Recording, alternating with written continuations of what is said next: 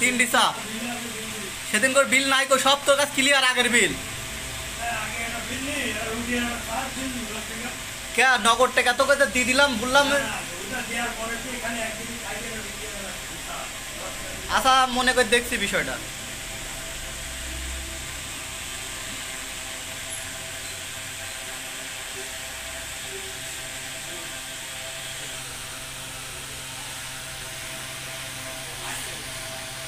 পাগলের পকট ছিড়া